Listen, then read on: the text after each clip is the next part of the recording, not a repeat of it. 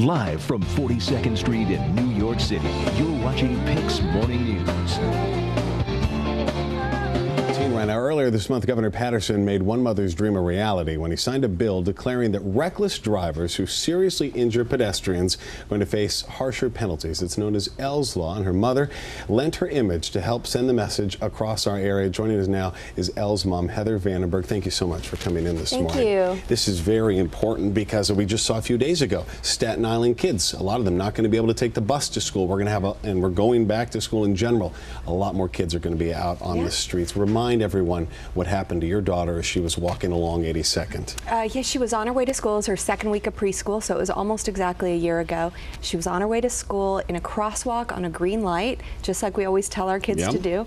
She was walking with her babysitter. She had a grown-up with her, and a man reversed up York Avenue, reversed through the crosswalk and the wrong way down a one-way street trying to get a parking space, and he ran over Elle in the process. If he would have been drunk, he would have been thrown in jail. Yes. But he wasn't drunk. He made that decision consciously, sober.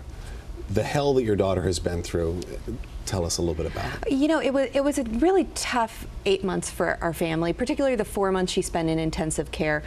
She suffered a severe skull fracture, multiple fractures as a matter of fact, but the skull fracture where the car hit her right here caused a stroke, and the stroke destroyed 2/3 of the left side of her brain.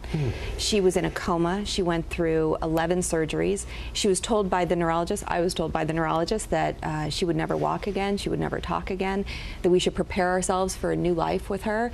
And at that moment I thought, I just want a life with her. If she could just live, everything will be okay. And she did live, and you know what? She walks and she talks, and here we are a year later, and she's going back to school next week. But how old is she now? She's 4. To think about that, she's 4 years old, and for 4 months of that young life, she's in critical condition. You're worried if she will ever be able to walk. It's amazing. You're going to start noticing these ads on transit buses all over today. Let's bring one up, and you can see here. This is a picture of your daughter. Yeah, you know, we started the idea for an ad campaign because while she was in ICU, I got the police report, and I found out that the man who hit her was only getting a ticket.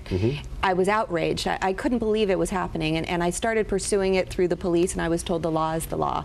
And I set out to change the law, and with some terrific friends, Sean Cassidy, Allison Lee, people who worked on this with us, and we went and met with our representatives who were incredibly supportive.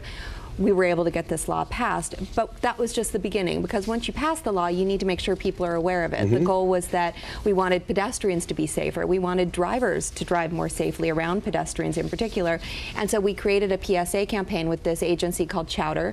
One of their partners had lost a family member to a reckless driver as well, and so she was very passionate about it, and they created this beautiful campaign. We had media donated by the Wall Street Journal, by Harper's Bazaar, by Sports Illustrated. You're going to see it everywhere. You're going to see it everywhere. When you look at Elle's face, just think of the hell this mom has been through, and think about that when you're driving. Thank you so much for coming in this morning. Congratulations on getting a very common sense law passed that was much needed. 7:20 right now. Tamsin.